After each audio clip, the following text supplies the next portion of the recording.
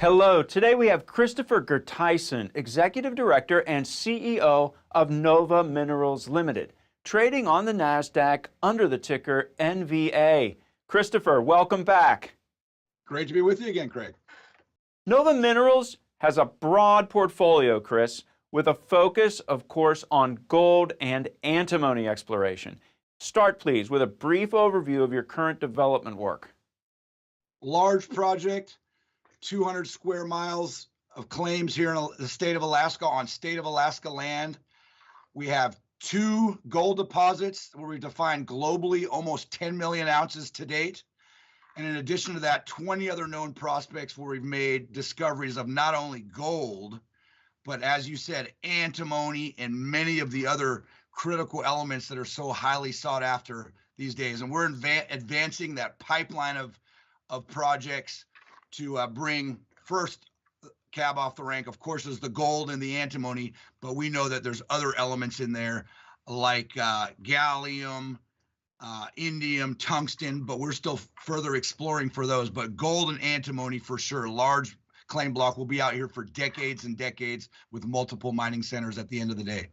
Chris, antimony much in the news these days. Let's turn to that for a moment. Your latest exploration season revealed exceptionally high-grade antimony at that Stibium prospect. Now, go more deeply into what this means for your resource development strategy and how does it elevate your market position?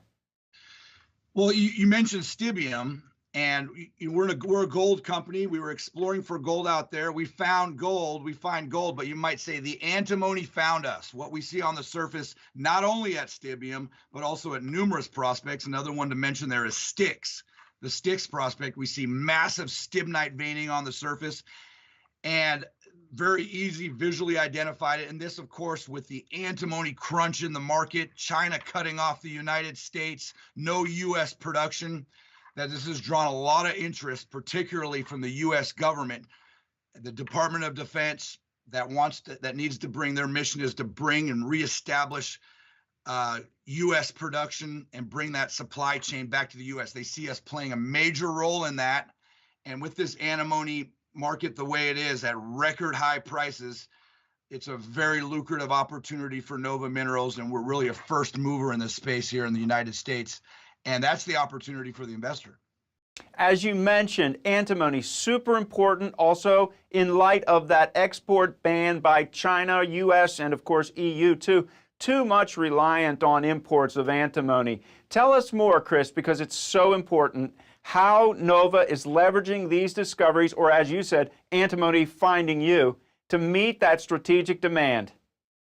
Yeah, that's right. I mean, the United States is basically almost 100% import reliant, and in many cases on foreign adversaries, right? And so being a first mover in the space and making these significant discoveries and drawing the interest of the Department of Defense. And I should also mention, we're applying and we're currently quite advanced in our submission of applications for Department of Defense grants, part of the DPA Title III grant funding, to do exactly that, bring these supply chains back to the United States. Our mission is to not only mine, but to mine and refine that full supply chain. Mine it, concentrate it, refine it here in Alaska, create a state-of-the-art hub that'll not only feed the DoD, but also the U.S. industrial base over the long term, and bring that production back to the United States. And Nova Minerals is at the center of that effort. Turning now to the recent sale of your shares in Snow Lake Resources, Chris. This significantly strengthened your balance sheet. How will this increased financial flexibility accelerate your exploration and development efforts? Indeed. So that Snow Lake sale, we always intended to do that. That was always a liquid asset, and we've tapped into that along the way since the IPO. And so now we currently are debt-free, and we have $10 million in the bank. So that is to fund us this year and beyond for our gold exploration. With our gold, we're in the feasibility study stage currently, so we're advancing that project. We see production on the horizon, cash flow in our sights on the gold side. And then with the DoD grants that we're going for, if that comes to fruition, that'll only further fill our coffers to then go after the antimony as well. So it's really a double header here, right? A double header here. So very cashed up. It's going to be an exciting big season for us as we move rapidly into production and cash flow. Chris, it's a new year, 2025. Investors are eager for updates. What milestones should they be looking out for this year, especially regarding resource definition at Stibium and exploration at RPM and Stony? So on the gold side, we are laser focused on RPM, getting that into production. It's a very advanced project. We have resources already defined there. We're working on the feasibility study and to get that out to the market as soon as possible. I mean, that's the first step, big milestone in this business to then move into the bridge period, a definitive feasibility study, and construction and production. So that's on the gold side, laser focused on RPM. On the antimony side, with this DoD grant, I keep mentioning, we intend to do drilling out there this year, define our resource and our reserves to then bring that into production as well as soon as 2026.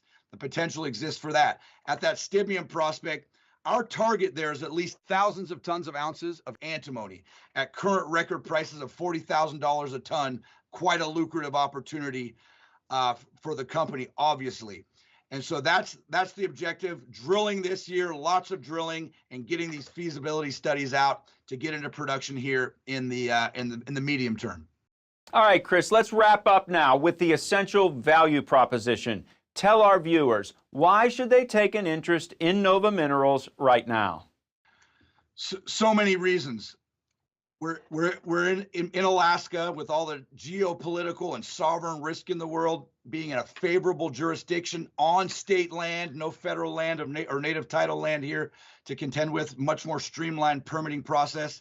And then we talked about it over and over, and I'll just reiterate, gold and antimony, both at historical high prices and moving higher rapidly, moving into a bull markets in both of these commodities. We're in the right place at the right time with the right commodities. It's a great story, Chris. Thanks for the update. Thanks for having us.